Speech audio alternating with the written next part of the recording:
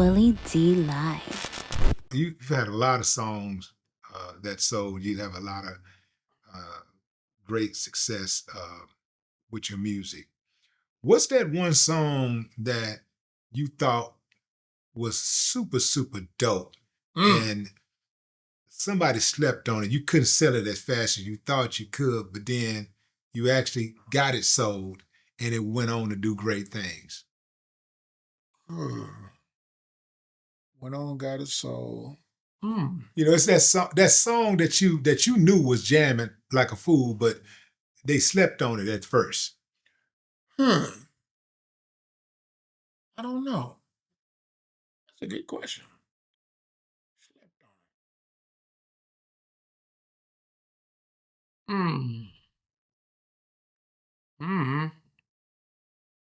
it. Maybe Come Over. Aaliyah. Can I come over? Come over. Now, the thing about it was, rest in peace, Aaliyah, man. I got to touch my heart. But the record was released. Not cut close. Changing Faces. It was on a movie soundtrack with Changing Faces. And I think it was on that project too, but it didn't do anything. And I was with Blackground at the time. That's the reason why I was working with Aaliyah. Aaliyah was on the outs with Timberland. Well, not Aaliyah, but Blackground was on the outs with Timberland and Missy. So they kind of like, they weren't working with Aaliyah at the time because they had issues with Blackground. They didn't have no issues with Aaliyah. They just had issues with Blackground at the time. I think they kind of, had differences. And I was there. Me, Noontime. Me, myself, John T. Austin, Teddy Bishop, Brian Michael Cox. All of us were there to, make the music. So I did the record with them. And Aaliyah had got, the other record that we did was I Don't Wanna. I don't wanna be without you. I don't wanna live. So that record, we ended up putting that record out. She, and her budget couldn't handle the second record. Well, we was like, we don't get a record to her. But it was like, are we gonna close the album out? But they put the record out. So later on, they didn't end up putting it out until she passed away.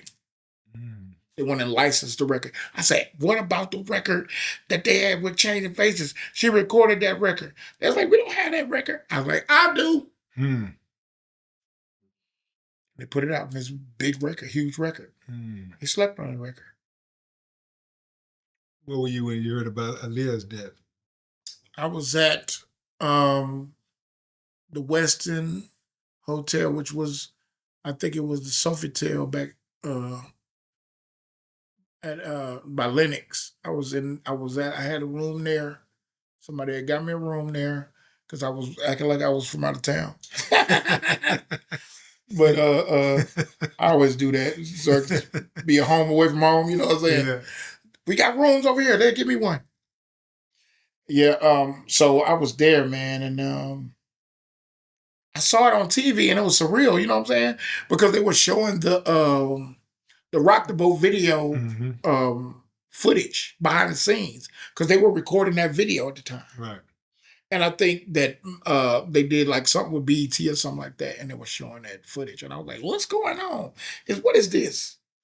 Like, what is this? And then they just, it's one of the things, man, I just had to get down and pray, boy. That was hard. Because, I had gotten close with the family, Miss Harden, Joe Mo, and all of everybody, man, crush, man. That was a family, because you got to understand that was a family business. Blackground was family. That was all her uncles and everybody, cousins. You know what I'm saying? Yeah, the uncle. I was signed to Blackground. So is it with Tank and everybody? What's the uncle name that managed? Barry. Barry Hankerson. Is he's still around, right? Yeah. Yeah. He's here in Georgia. Yeah. So I remember there was some type of controversy about him having $100 million policy on Aaliyah. Did you hear anything about that? I heard about it, but I mean, I don't know the facts.